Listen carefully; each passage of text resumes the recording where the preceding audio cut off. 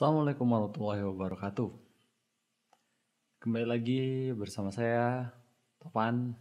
Ya, jadi pada kesempatan kali ini kita bahas NDP bab 4 karena udah lama nggak pernah bahas lagi materi-materi keilmian dan juga disibukkan dalam kegiatan-kegiatan yang sebenarnya destruktif sekali ya, maksudnya destruktif ini mengganggu. Jadi sekarang lagi banyak kedistraknya dan juga salah satu yang mendistrak kegiatan sebenarnya yang prioritas saya juga sebenarnya yang kayak gini-gini nih. Tapi bukan berarti ini banyak mudaratnya, tapi penting juga untuk kita membahas terkait dengan ya materi-materi kayak gini. Karena berhubungan lagi cek terkait dengan konten dan juga kemampuan skill dari editing dan juga transisi menggunakan OBS, jadi akhirnya kayak gini nih. Jadi teman-teman mungkin banyak yang belum kenal saya, jadi perkenalkan, nama saya Muhammad Rasido dan teman-teman di sini biasanya manggil saya Topan. Jadi pada kesempatan kali ini juga sama seperti pembahasan-pembahasan saya yang sebelumnya, mungkin di Instagram ya, karena waktu itu saya buatnya di Instagram kalau yang pembahasan secara panjang terkait dengan NDP secara tekstual. Nah itu dari latar belakang perumusan NDP sampai bab 3 kemarin sudah saya bahas. Singkat saya sudah sampai bab 3 saya bahas yang di IG. Nah, tapi masih belum masuk NDP bab 4 sampai akhir. Dan juga kesimpulan dan penutup juga sebelum saya bahas. Jadi udah lama sekali dari zaman saya 2020 jadi ketua umum singkat saya sampai sekarang ya sudah dimisioner ketua umum dan ya belum sempat melanjutkan. Jadi saya ingin melanjutkan ya karena gak enak aja masih belum saya lanjutkan. Oke, jadi ini informasi sebelum saya mulai. Mungkin dalam penyampaian sini akan agak berbeda dan juga mungkin banyak hal yang mungkin bisa teman-teman kritisi karena sifatnya di sini kita belajar bersama dan juga yang apa saya sampaikan mungkin aja bisa salah gitu menurut tafsirannya teman-teman ataupun yang lainnya. Karena ini ya mungkin karena pengalaman subjektif dan juga kepercayaan saya yang subjektif. Ya itu juga relatif ya bahasanya, bukan subjektif tapi relatif. Kebenaran itu relatif, jadi ya perlu teman-teman kita perlu kaji bareng-bareng dan siapa tahu ada kesamaan dan juga mungkin ada yang bisa saya pelajari dari teman-teman juga misalnya dari saya menyampaikan materi ini. Oke, jadi di sini kita akan bahas terkait dengan NDP bab 4 yaitu ketuhanan yang Maha Esa dan perikemanusiaan. Dan jelas sebelum kita masuk ke NDP bab 4 mestinya di paragraf awal pasti akan bahas juga terkait dengan paragraf sebelumnya ya. Maksudnya paragraf pertama itu juga membahas terkait dengan bab sebelumnya biasanya. Oke, jadi mari kita mulai bersama untuk membaca teks NDP itu sendiri ya. Telah jelas bahwa hubungan yang benar antara individu manusia dengan dunia sekitarnya bukanlah hubungan penyerahan. Sebab penyerahan meniadakan kemerdekaan dan keikhlasan dan kemanusiaan. Tapi jelas pula bahwa tujuan manusia hidup merdeka dengan segala kegiatannya ialah kebenaran. Oleh karena itu, sekalipun tidak tunduk pada suatu apapun dari dunia sekelilingnya, namun manusia merdeka masih dan mesti tunduk kepada kebenaran. Karena menjadikan sesuatu sebagai tujuan ialah berarti pengabdian kepadanya. Oke, di sini sebenarnya ngomongin terkait dengan tujuan. Nah, oke. Jadi tadi ini ngomongin tujuan kan, bahwasannya manusia yang merdeka. Pertama, kalau kita ngomongin hubungan manusia dan sekitarnya, jadi hubungan manusia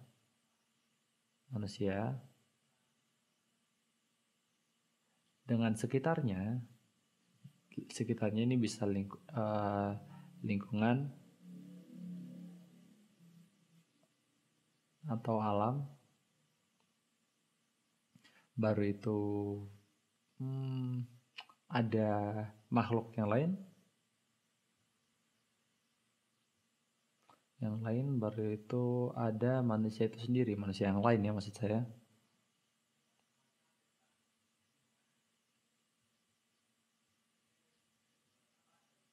Ini mungkin salah satunya. Jadi mungkin ada beberapa lagi, mungkin teman-teman bisa nambahkan lagi. Nah, di sini hubungannya tadi dijelaskan di sini bukan hubungan terkait dengan hubungan penyerahan. Ini hubungannya itu non penyerahan. Non penyerahan.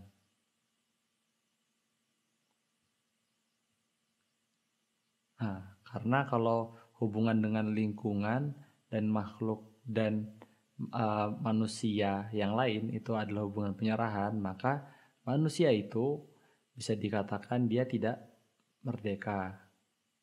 Tidak merdeka. Kalau misalnya dia non penyerahan, maka dia bisa dikatakan merdeka dan bebas. Karena di situ tidak ada keterikatan secara ya hubungan lah ya, hubungannya tidak terikat, merdeka atau dan bebas.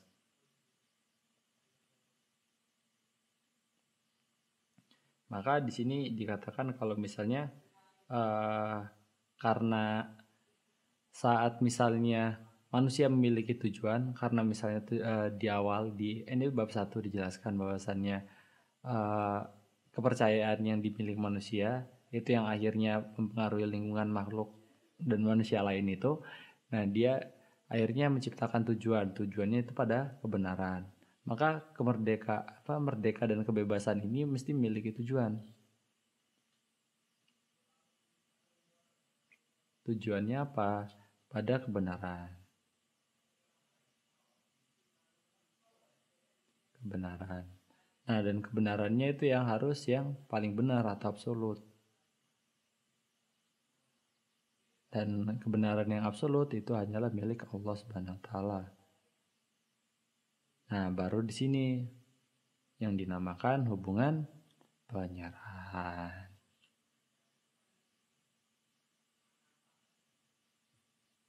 Nah, itu di sini.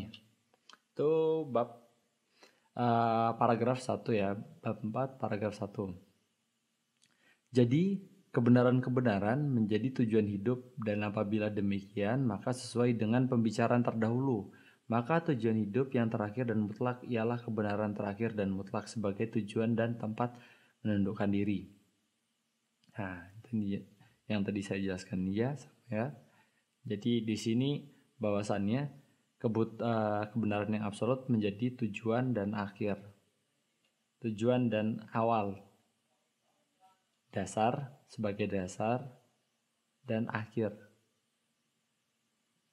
Sebagai tujuan dan akhir. Terakhir tentang kata kebenaran tujuan menundukkan diri. Tempat menundukkan diri. Adakah kebenaran terakhir dan mutlak itu? Jawabannya ada. Sebagaimana tujuan terakhir dan mutlak daripada hidup itu ada. Kenapa? Karena sikapnya yang terakhir atau ultimate dan mutlak, maka sudah pasti kebenaran itu hanya satu secara mutlak pula. Kebenaran yang mutlak hanya milik Allah Subhanahu wa taala. Dalam pembendaraan kata dan kultural, kita sebut kebenaran mutlak itu adalah Tuhan. Dan kemudian sesuai dengan uraian bab 1, maka kebenaran yang mutlak itu atau Tuhan itu menyatakan diri dalam nama kepada manusia sebagai Allah dalam Islam ya. Dan karena kemutlakannya, Tuhan bukan saja tujuan segala kebenaran, maka Dia adalah yang maha besar, yang maha benar. Setiap pikiran yang maha benar adalah apa hakikatnya pikiran tentang Tuhan yang Maha Esa. Yang maha benar jelas adalah pemikiran dari bahwasannya hanya milik Allah Subhanahu wa taala. Pemikiran yang benar, arah yang benar itu hanya milik Allah Subhanahu wa taala. Dan di sini ada include 2 ayat ya teman-teman ya. Jadi ayat pertama dalam surat Al-Luqman ayat 30 yang artinya ya, demikianlah karena sesungguhnya Allah dialah yang hak dan sesungguhnya apa saja yang mereka seru selain Dia Allah itulah uang batil dan sesungguhnya Allah dialah yang maha tinggi lagi maha besar. Ini kalimat penguatan bahwasannya hanya Allah yang paling benar. Baru itu dan juga Al-Imran ayat 60 yang artinya apa yang telah kami ceritakan itu itulah yang benar yang datang dari Tuhanmu, karena itu janganlah kamu termasuk orang-orang yang ragu-ragu. Ini kalimat negasi juga, penguatan terkait dengan kebenaran adanya Allah ataupun kebenaran yang absolut itu. Oleh sebab itu, seorang manusia merdeka ialah yang bertuhanan yang Maha Esa. Keikhlasan tiada lain adalah kegiatan yang dilakukan semata-mata untuk bertujuan kepada Tuhan yang Maha Esa, yaitu kebenaran yang mutlak, guna memperoleh persetujuan atau ridho daripadanya, sebagaimana kemanusiaan terjadi karena adanya kemerdekaan, dan kemerdekaan ada karena adanya tujuan kepada Tuhan semata-mata. Hal itu berarti segala bentuk kegiatan hidup dilakukan hanyalah karena nilai kebenaran itu yang terkandung di dalamnya guna mendapat persetujuan atau ridho kebenaran mutlak, dan hanya pekerjaan karena Allah itulah yang bakal memberikan reward bagi kemanusiaan.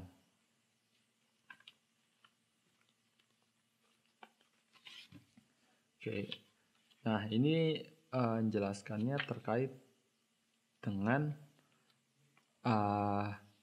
peniadaan ya, kalimat-kalimat peniadaan. Maksudnya gimana sih mas? Nah jadi gini nih,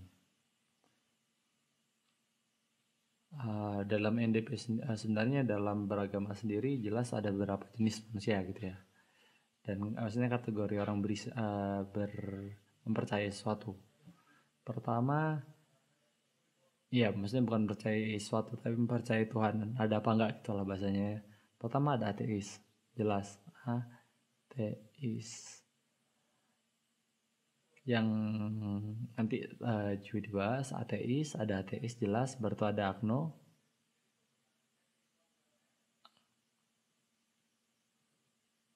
agnostik, dan ada politeisme.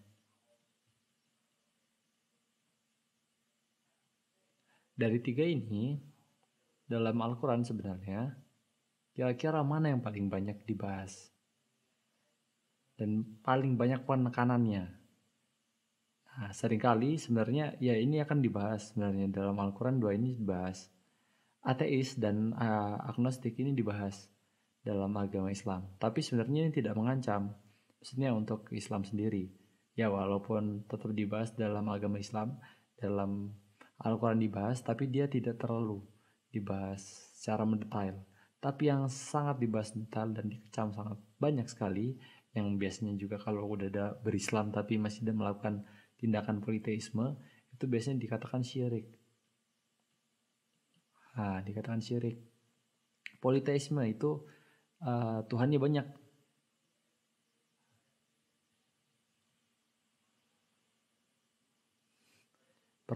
Memiliki banyak kepercayaan.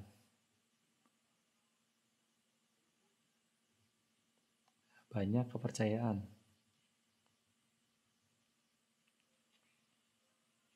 Nah, itu yang akhirnya mengatakan saat misalnya di bagian akhir paragraf bab 4 itu ada kata hanya pekerjaan karena Allah itulah yang bakal memberikan reward bagi manusia, kemanusiaan. Karena saat misalnya kita melakukan segala sesuatu berdasarkan ya cuman karena ingin dilihat, baru itu karena mengagungkan sesama makhluk gitu ya. Karena di sini masih mempercayai Tuhan-Tuhan kecil gitu. Maksudnya belum tahu esensi dari syahadat itu. Resikonya dia ya untuk keuntungannya dia sendiri, maksudnya di dunia, untuk masih di alam, maksudnya di dunia doa, ilat dunia, yang dia dapatkan cuma hanya di dunia saja, dan juga untuk ya hal yang semu.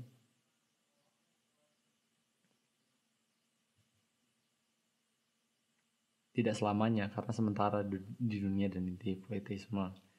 Nah, maka itu pentingnya memahami esensi syahadat yang ada di NDB bab 1. Ya, bukan NDB bab 1 ya, tapi dalam Islam itu syahadat itu bagian dari penting.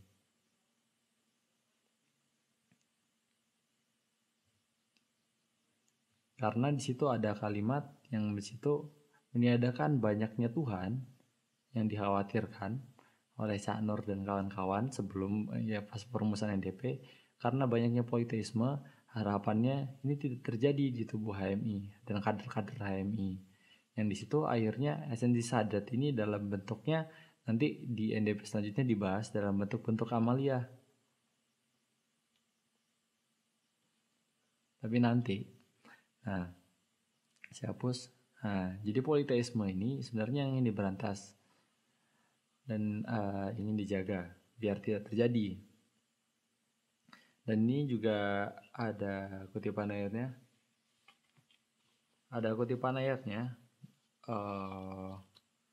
dalam Al-Lail ayat 19 sampai 21 yang artinya nih ya, padahal tidak ada seorang pun yang memberikan suatu nikmat kepadanya yang harus dibalasnya, tetapi ia memberikan itu semata-mata karena mencari keridhaan Tuhannya yang maha tinggi, dan kelak dia benar-benar mendapatkan kepuasan. Nah, maksudnya ini satu orang itu tadi yang dikatakan hablum minal apa ya, melakukan segala sesuatu hanya karena Allah.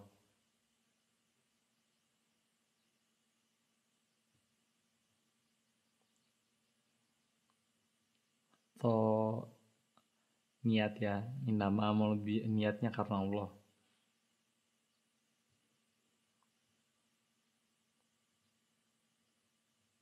Nah, niat karena Allah dan hanya karena Allah ini ditegaskan dalam surat Al-Lail ya. Ini padahal tidak ada seorang pun yang memberikan suatu nikmat kepadanya yang harus dibalas. Jadi maksudnya dia nggak punya utang janji ataupun utang budi, tetapi dia memberikan suatu makna gitu, melakukan kegiatan amaliyah yang baik. Nah, tetapi ini dalam konteks kita saat misalnya melakukan sesuatu yang baik tanpa mengharapkan sesuatu dari sang makhluk, tapi mengharapkan sesuatu karena Allah, itu dia memberi itu semata-mata karena mencari keridhaan Allah yang maha tinggi dan kelak benar-benar mendapatkan kepuasan. Yang kemudian nanti di akhir gitu, saat sudah ditiupkan sangkakala, kita akan mendapatkan janji-janji Allah Subhanahu wa taala gitu gampangannya. Jadi outputnya adalah reward akhirat, reward di akhirat.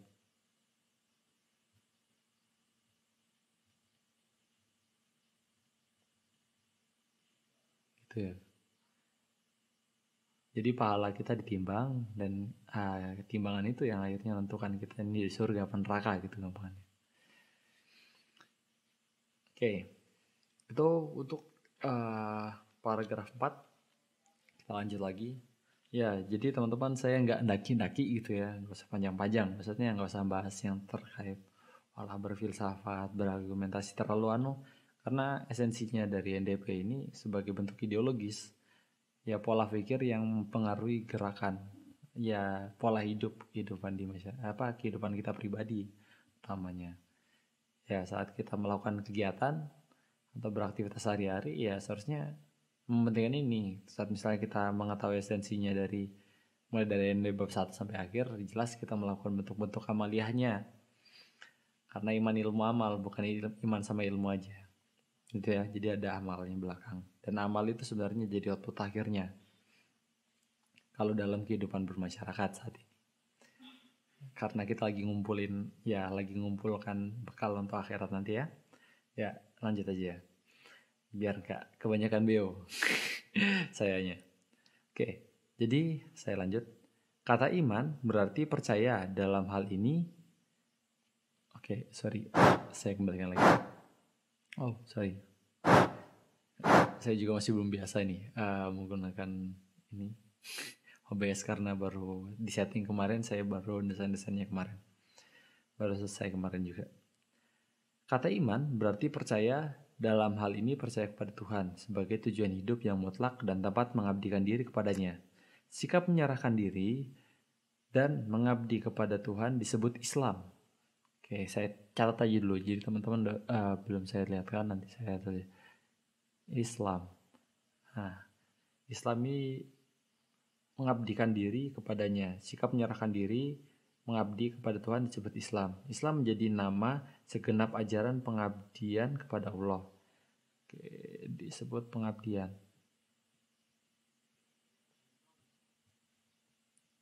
Dan penyerahan ya kepada Allah. Pelakunya disebut Muslim. Pelakunya disebut Muslim. Berarti Muslim orang yang mengabdi dan menyerahkan diri kepada Allah. Nah itu ya, Muslim ya.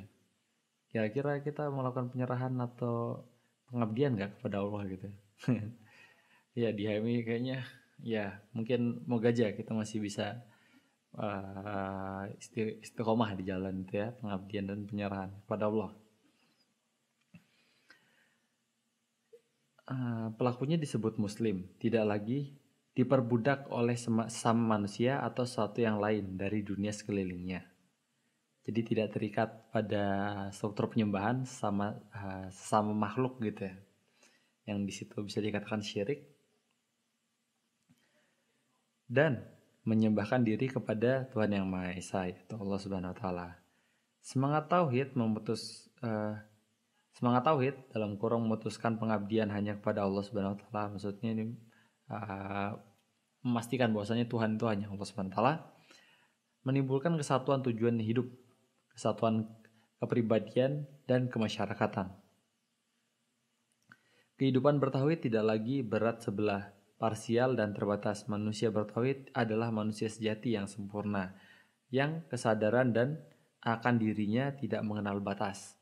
Jadi dia tidak mengenal batasan sama manusia, maksudnya sama makhluk dia itu bebas, jadi tidak terkekang atas sesuatu yang mengekang secara ketauhidan, artinya ketuhanan, mempercayai, mengabdikan diri dan penyerahan dirinya itu berfokus kepada Allah Subhanahu wa taala. Ya, seperti yang dijelaskan di materi-materi bab-bab sebelumnya. Karena berkaitan ya kemerdekaan, baru itu juga bagaimana akhirnya manusia mengetahui fitrahnya sebagai ya khalifah dan juga memiliki hawa nafsu dan segala macamnya. Nah ini yang akhirnya membedakan kecenderungannya kita menjadi insan yang sempurna, paripurna, atau insan yang disebut insan kamil. Nah itu orang yang melakukan pengabdian dan penyerahan tanpa batas, tanpa terkekang oleh sesuatu yang lain. Ya maksudnya politeisme itu sendiri ya teman-teman. Ini dijelaskan dalam dua surat. Pertama ada surat Al-Imran dan kedua ada surat Al-Ahzab. Pertama dalam surat Al-Imran ayat 19 yang artinya sesungguhnya agama yang diridhoi di sisi Allah hanyalah Islam. Tiada berselisih orang-orang yang telah diberi Alkitab kecuali sesudah datangnya kepengetahuan kepada mereka. Karena kedengkian yang ada di antara mereka. Barang siapa yang kafir terhadap ayat-ayat Allah, maka sesungguhnya Allah sangat cepat hisapnya. Ini berkaitan ya karena Alkitab ya. Alkitab ini di dalamnya menjelaskan bahwasannya akan turun nabi setelah ya nabi yang menyerahkan Alkitab siapa? Ya Nabi Isa. Dan Nabi ya kalau misalnya teman-teman kenal juga Yesus. Di Alkitab itu menjelaskan terkait dengan adanya akan turunnya nabi yang baru. Nah, tapi di situ tidak menerima orang-orang Nasrani ya bahasanya. Kalau saat itu orang-orang Nasrani itu tidak menerima. Ya, mereka tahu akan itu. Saat setelah diturunkan dan mereka awalnya beriman kepada Nabi Isa dan maksudnya dan juga kepada Allah, tapi saat akhirnya turun kitab yang berhubungan dengan berhubungan dengan bagian itu, sebab pembahasan ada nabi baru gitu yang akan bawa yang menyempurnakan kekurangan pada kitab-kitab sebelumnya. Mereka merasa kok ya kitab yang mereka pegang mereka rasa sudah sempurna gitu. Jadi akhirnya ya itu semua nanti akhirnya yang menyebabkan perpecahan ya mungkin ya udah pecah yang di Yahudi gitu, bar itu pecah di Nasrani juga pecahannya, akhirnya jadi Islam itu. Ya nanti itu lebih jelasnya nanti di materi sejarah, kalau teman-teman dapat materi sejarah ya, ya tanyakan aja kepada teman-teman yang di materi sejarah terkait dengan ini, karena ini penting juga. Kenapa kok pecah? Padahal sama-sama Tuhannya Allah, tapi kenapa kok agamanya pecah? Itu penting itu. Dan pada Al-Ahzab ya, sorry itu bukan Al-Ahzab, ayat ke-39 yang artinya yaitu orang-orang yang menyampaikan risalah-risalah Allah. Mereka takut kepadanya dan mereka tiada merasa takut kepada seorang pun selain kepada Allah, dan cukuplah Allah sebagai pembuat perhitungan. Ya. Oke, jadi saya masukin kembali ke papan tulisnya ya. Jadi di sini jelaskan tadi bahwasannya pertama ya orang-orang yang Islam itu diartikan sebagai Islam itu sebagai pengabdian dan penyerahan, dan orang-orang yang melakukannya di sana kata kerjanya ya berarti Muslim gitu, orang yang melakukan pengabdian dan penyerahan hanya kepada Allah, ada namanya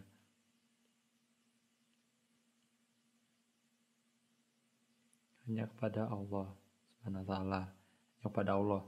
Nah di sini saat misalnya seseorang itu mempercayai Allah tapi tidak secara utuh, maka di situ akhirnya menyebabkan tadi ya sudah ya beberapa kali saya sebut, di situ nanti menyebabkan namanya politeisme.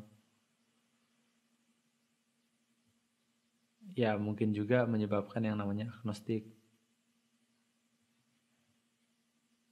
Kalau ini maksudnya bukan dalam konteks Islam ya, maksudnya orang-orang yang salah mengartikan, ya mungkin ya menurut saya ya yang kurang tepat mengartikannya.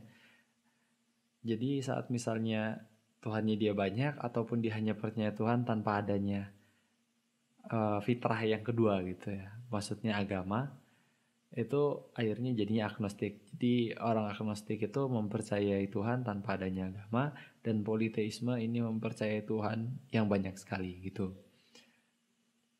Ya mungkin di berbagai negara, bukan di maksudnya bukan di Indonesia, di Cina,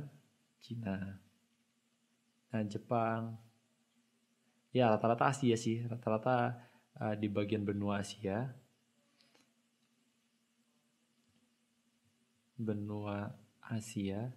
ini udah agak melenceng maksud saya terkait dengan kepercayaan ketuhanan.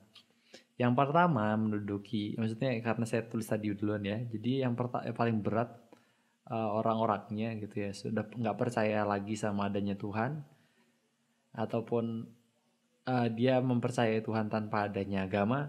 Itu ciri khas maksudnya dipegang ranking yang pertamanya tuh oleh teman-teman di Cina gitu. Baru tuh yang kedua di Jepang.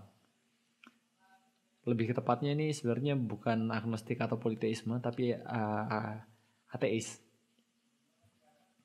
Itu paling besar dan resikonya ya kemungkinan akan terus merembet apalagi daerah Asia. Ya kemungkinan ya moga aja teman-teman di Indonesia nggak sampai kena yang kayak gitu-gituan ya.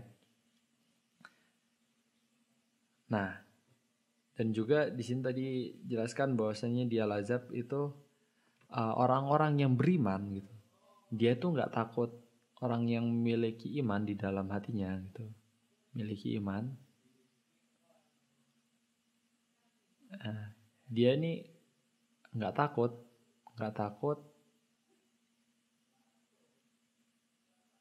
sama manusia yang lain gitu, yang mau nyerang misalnya bawa pedang gitu ataupun bawa tembakan gitu, dia nggak takut. Bukan berarti kita harus memerangi juga ya, maksudnya dia nggak akan khawatir dengan ini karena dia yakin bahwasannya yang dia pegang, maksudnya keyakinan dia sudah benar gitu. Jadi dia nggak takut dibunuh. Ya walaupun sebenarnya Ya itu nanti mungkin berbeda-beda pandangannya ya. Takut dibunuh ataupun apa. Oh ya, takut dibunuh dan segala macam ini ya perlu pertimbangan juga teman-teman ya, rasio. Karena manusia di sini, mohon maaf, karena setelah ya fitrah,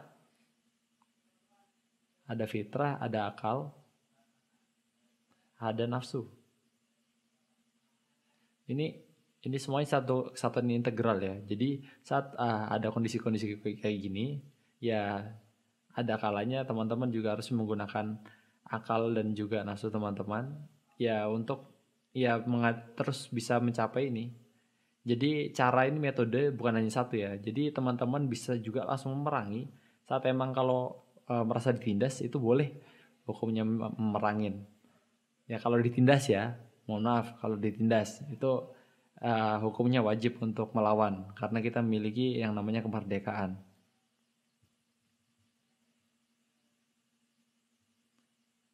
Karena manusia itu merdeka ya harus diperangin kalau misalnya kita ditindas. Tapi kalau nggak ditindas gitu ya, baru kita yang nyerang. Nah ini yang resiko. Itu yang jadi kaum ekstremis gitu teman-teman. Saya ngomong kayak gini sebenarnya nggak pantas ya karena saya juga mungkin ya masih agak reaksioner gitu dan segala macam. Jadi saling mengingatkan aja teman-teman. Itu Al-Azhab.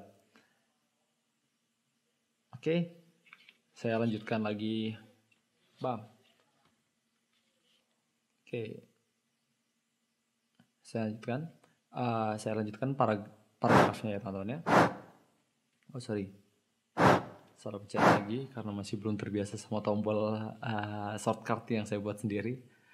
Oke, jadi saya lanjutkan. Dia adalah pribadi yang sifat perseorangannya adalah keseluruhan, totalitas, dunia kebudayaan dan peradaban. Dia memiliki seluruh dunia di dalam arti kata, mengambil bagian sepenuh mungkin dalam menciptakan dan menikmati kebaikan-kebaikan peradaban budaya. Nah, tadi yang saya jelaskan bahwasannya fitrah, akal, dan nafsu itu menjadi satu bagian ya. Dan juga ya tadi kalau misalnya di bab 2 itu ada al-bashar, al-insan, an-nas, baru itu ada bani-bani, maksudnya penyebutan dalam Al-Quran. Jadi al-bashar itu untuk fisik, baru itu al-insan itu untuk psikis dan spiritual, baru itu al-anas itu untuk sama manusia atau hablum minanas. Dan bani itu terkait dengan manusia dan dengan sejarah. Itu ada satu kesatuan yang integral, baru tanpa fitrah, akal, nafsu, ya fisik, psikis dan semuanya jadi satu kesatuan yang satu. Maka wujud kegiatannya itu dalam bentuk amalia. Nah, tadi saya jelaskan juga bahwasanya hubungan itu adalah hubungan amalia. Hubungan NDP ini hubungan ideologis yang mengarahkan ke gerakan.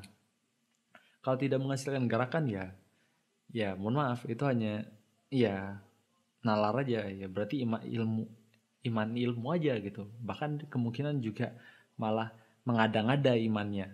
Cuman ilmu doang dia pakai, cuman asal nalar dan cuman ya ngomong beo, baru itu mengatasnamakan melabelkan diri memiliki iman padahal sebenarnya tidak beriman karena tidak mengamalkan sesuatu yang dia miliki gitu. Kepercayaan yang dia yakini tidak diamalkan, tidak dia sebarkan gitu, dan tidak kuat prinsip. Karena orang yang memiliki prinsip kuat ya dia nggak mungkin langsung menyerang ya. Tapi di sisi lain dia bisa bertahan saat misalnya diserang secara argumen ataupun secara fisik gitu ya. Dan juga bisa bertahan saat misalnya itu argumennya dia kuat gitu. Bukan yang malah mengorang-orangkan juga sebenarnya. Oke, ya agak kontradiktif perkataan saya. Ya silahkan ambil baiknya saja. Karena ini juga masuk jam 1 pagi gitu. Jam 2 pagi. Saya lanjutkan pembagian kemanusiaan yang tidak selaras dengan dasar kesatuan kemanusiaan atau human totality, bagian fitrah, akal dan nafsu tadi itu di antara lain adalah pemisahan antara eksistensi, ekonomi, dan moral manusia, antara kegiatan duniawi dan ukhrawi, antara tugas-tugas peradaban dan agama. Demikian pula sebaliknya. Anggapan bahwa manusia adalah tujuan pada dirinya membela kemanusiaan seseorang menjadi manusia sebagai pelaku kegiatan dan manusia sebagai tujuan kegiatan. Kepribadian yang pecah dan berlawanan dengan kepribadian yang satu yang menyeluruh, maksudnya human totality tadi, homogen dan harmonis pada dirinya sendiri, jadi berlawanan dengan kemanusiaan. Jadi saat misalnya posisi-posisi kondisi kayak gitu tadi, yang tadi saya gambarin tadi, itu maksudnya berlawanan dengan adanya kondisi fitrah, akalnya dia dan nafsunya dia gitu, ataupun ini terpisah kerjanya, maka itu berlawanan dengan kemanusiaan itu sendiri.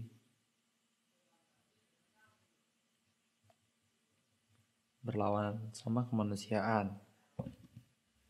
Nah, yang nggak berlawan gimana? Maka hubungannya integral dan juga melakukan kerja-kerja amalia. Saya hapus, oke.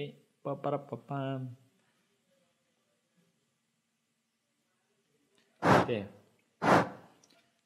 Saya lanjutkan lagi. Oleh karena hakikat hidup adalah amal perbuatan atau kerja, maka nilai-nilai dapat dikatakan dan belum menyatakan diri dalam kegiatan-kegiatan konkret yang nyata. Dapat dikatakan ada sebelum menyatakan diri dalam kegiatan-kegiatan konkret yang nyata. Kecintaan kepada Tuhan sebagai kebaikan, keindahan, dan kebenaran yang mutlak dengan sendirinya memancar dalam kehidupan sehari-hari dalam hubungannya dengan alam dan masyarakat. Jadi melihat outputnya, keimanan seseorang dan ilmu seseorang, itu dilihat dari tadi kan pertama dari Allah itu. Tadi Allah itu dari kebenaran, keindahan,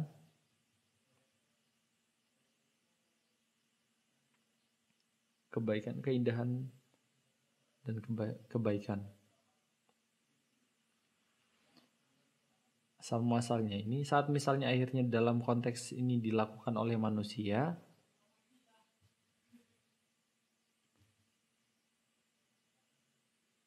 maka itu dalam wujudnya gak bisa hanya dalam konsep argumen, tapi dalam bentuk amalia, dalam bentuk kerja-kerjanya. Bagaimana saat seorang itu dikatakan benar, maka dalam kegiatan sehari-hari outputnya yaitu jujur,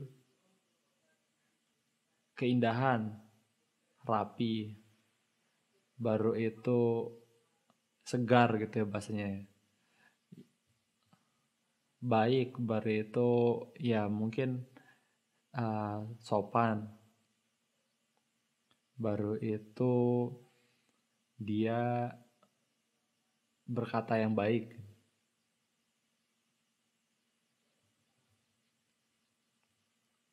Ya ini untuk label-label lah ya, maksudnya label-label bahasanya lah ya. Maksud saya karena ini hal-hal kayak gini nih, karena bentuknya bakal bisa dilihat bentuknya kegiatan kebenaran yang menuju yang milik Allah ini, asal-asal ini kebenaran, keindahan dan kebaikan bisa dilihat di diri manusia ya dari output kerja-kerjanya di dunia. Dan wujudnya ya kayak gini nanti output akhirnya kayak ya, dalam kegiatan sehari-harinya. Ya nanti teman-teman bisa ngelihat di dakwahnya Rasul gitu ya. Sirah Nabawiyah yang bukunya warna kuning tipis gitu aja udah lumayan kok, udah bahas banyak gitu. Dan saya lanjutkan.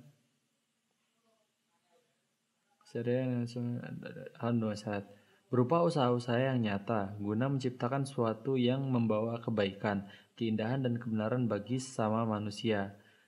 Amal soleh secara harafiah, pekerjaan yang selaras dengan kemanusiaan merupakan pancaran langsung kepada iman.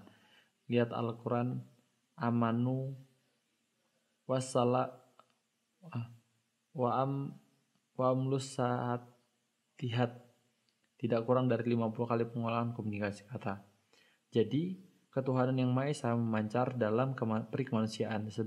Sebaliknya, karena kemanusiaan adalah kelanjutan kecintaan kepada kebenaran, maka tidak ada perikemanusiaan tanpa ketuhanan yang Maha Esa.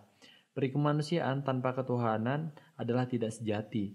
Kemanusiaan, ya yang dikatakan kalau dia itu adalah manusia, tapi dia tidak bertuhan, maka juga itu terbalik gitu logikanya. Mohon maaf kepencet. Dan di sini perikemanusiaan tidak sejati, berarti kemanusiaannya dia kemanusiaan yang palsu, kemanusiaan yang tidak bertujuan gitulah. kemanusiaan tidak sejati, maksudnya mungkin itu bisa dikatakan itu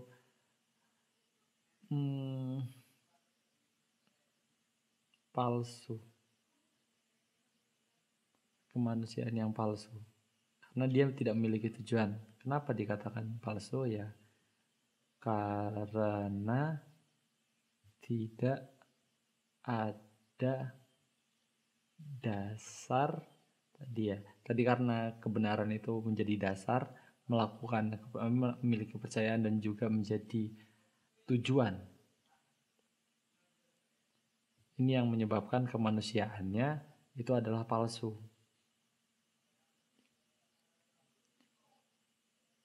Oleh karena itu, semangat Tuhanan Yang Maha Esa dan semangat mencari ridho kepadanya adalah dasar peradaban yang benar dan kokoh. Nah, tadi ya, ini ada dasar ya. Saat misalnya dasar dan tujuannya kokoh, nah dasar itu selain tanpanya ada dua ini ya, pasti dasar selain itu pasti goyah dan akhirnya membawa keruntuhan pada peradaban. Ya kritik-kritik terhadap ya ideologi lah, banyak lah ya, jelas ya. Kritik-kritik ideologi itu sangat banyak dan itu juga yang akhirnya ya suatu saat mesti akan runtuh juga, teman-teman. Oke. Maka tadi karena udah sempat saya singgung bahwasannya perilaku politeisme ataupun ya tiga hal tadi ya, politeisme, ateis dan juga agnostik, itu adalah perilaku yang bisa disebut bahasanya syirik. Merupakan kebalikan dari kata tauhid yang di sini dia dalam teksnya ya saya bacakan. Secara harafiah artinya mengadakan tandingan dalam hal ini kepada Tuhan. Syirik adalah sifat menyerah dan mengambakan diri kepada suatu selain kebenaran, baik kepada sesama manusia maupun alam. Karena sifatnya yang meniadakan kemerdekaan asahi, syirik merupakan kejahatan terbesar yang ada pada kemanusiaan. Karena tidak memiliki dasar dan tujuan tadi itu ya. Makanya dibilang kepercayaannya kemanusiaannya dia palsu ataupun tidak sempurna, tidak sejati. Kalau di sini konteksnya, pada hakikatnya segala bentuk kejahatan dilakukan orang karena syirik. Sebab dalam melakukan kejahatan itu dia menghambakan diri kepada motif yang mendorong melakukan kejahatan tersebut, yang bertentangan dengan prinsip-prinsip kebenaran dan kemanusiaan. Gitu ya. Jadi saat orang melakukan sesuatu yang di situ tidak menggunakan akal, baru itu fitrah dan juga nafsunya secara integral menyatu, mesti ada yang kesleo gitu. Ya gampangnya iman ilmu tanpa amal, baru tuh kalau enggak ilmu sama amal tanpa iman, baru itu amal sama iman tanpa ilmu. Nah itu semuanya bisa kesleo kepikirannya gitu ya bahasanya, kesleo berpikir. Lecet kalau bahasanya mas-mas saya dulu itu, otaknya lecet jadinya. Jadi saat melakukan tindakan atau berargumen itu lecet. Oke. Nah, demikian pula karena syirik seseorang mengadakan pamrih atas pekerjaan yang dilakukannya. Maksudnya dia mengharapkan sesuatu, pamrih di sini bahasanya. Ya mungkin udah agak lama ini bahasa teksnya bahasa teks lampau, jadi mungkin ya blow my mind gitu. Kadang bahasa-bahasanya agak berbeda dengan bahasa Indonesia yang sekarang. Oke, baru itu dia bekerja bukan karena nilai pekerjaan itu sendiri dalam hubungannya dengan kebaikan, keindahan, dan kebenaran, tetapi karena hendak memperoleh sesuatu yang lain, karena mengharapkan sesuatu, jadi dia mengerjakan sesuatu itu. Ya, entah nominal, kapital, dan segala macamnya itu yang bisa menyebabkan kondisi-kondisi itu, kondisi syirik. Musyrik adalah pelakunya. Di sini dilanjutkan ya, musyrik adalah pelaku daripada syirik. Seorang yang menghambakan diri kepada suatu selain Tuhan, baik manusia maupun alam, disebut musyrik, sebab dia mengangkat suatu selain Tuhan menjadi setingkat dengan Tuhan. Demikian pula seorang yang menghambakan sebagaimana dengan tiran atau diktator adalah musyrik, sebab dia mengangkat dirinya setingkat dengan Tuhan. Ya ini sama kayak ceritanya Fir'aun, ya, Namrud dan segala macam. Namrud itu sorry, mohon maaf saya agak lupa. Namrud itu yang burung ababil. Tapi yang Firaun yang benar ya. Mohon maaf teman-teman. Kedua perlakuan itu merupakan pertentangan terhadap kemanusiaan, baik bagi dirinya sendiri maupun kepada orang lain. Karena saat misalnya ada orang lain yang percaya ataupun meyakini itu, ya itu yang tadi itu kasus-kasus yang besar teman-teman ya, kayak Firaun, itu raja-raja gitu ya, ya dibilang bahwasannya ya dewa-dewa gitu juga, yang menyatakan dirinya bahwasannya aku adalah anak dewa dan segala macam gitu juga termasuk. Itu yang kasus-kasus besar yang mungkin banyak pengikutnya. Mungkin seharian juga menjadikan teman-teman bisa dalam konteks syirik ini ya. Ya kalau misalnya dalam ya akidah gitu nanti ada ya syirik besar, syirik kecil gitu ya. Perilaku ya syirik kecil gitu dimulai dengan mempercayai bahwasannya benda dan segala macam dalam kehidupan sehari-hari, obat dan segala macam itu yang dapat menyembuhkan ataupun membawa kebaikan bagi diri kita. Bahkan buku gitu ya, untung saya baca buku ini jadi saya pintar gitu. Nah itu juga termasuk kondisi syirik kecil gitu. Nah maka bahan berhati-hatilah gitu agar tidak menjadi seorang yang musyrik gitu ya, karena dikit-dikit akhirnya mengikis iman. Maka sikap berperi kemanusiaan adalah sikap yang adil, yaitu sikap menempatkan suatu kepada tempatnya yang wajar. Seorang yang adil atau wajar ialah yang memandang manusia tidak melebihi sehingga menghambakan dirinya kepadanya. Dia selalu menyimpan itikat baik dan lebih baik ihsan. Maka ketuhanan menimbulkan sikap yang adil sama manusia. Oke. Jadi langsung pembahasan ini sedikit sebelum saya ini akhir. Maka tadi udah jelaskan ini adalah hubungannya Allah dengan manusia.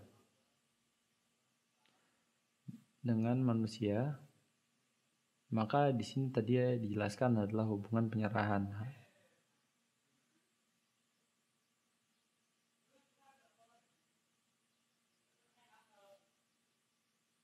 dan pengabdian.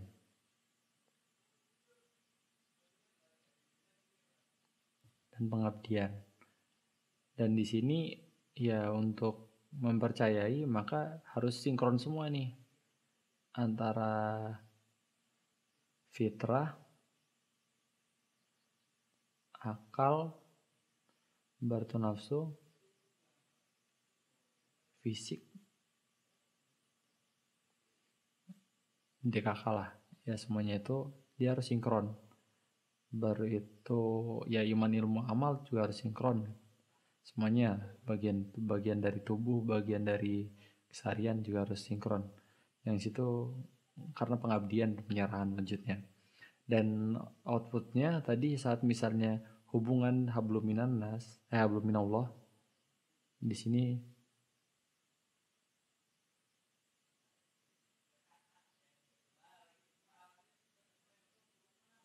habluminallahnya baik, maka di sini akan menciptakan kondisi adil yang tadi dijelaskan ya. Outputnya sama dengan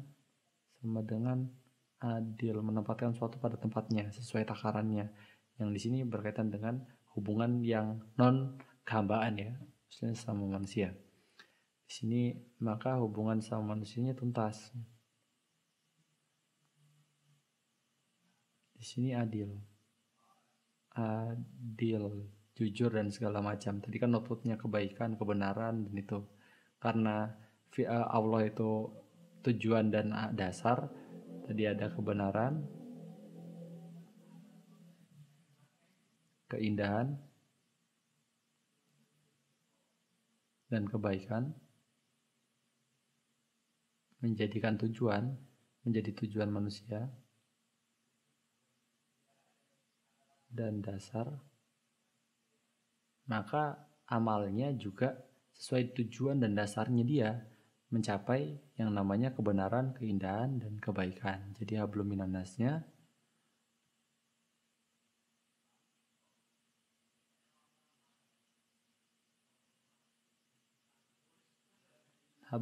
juga gitu.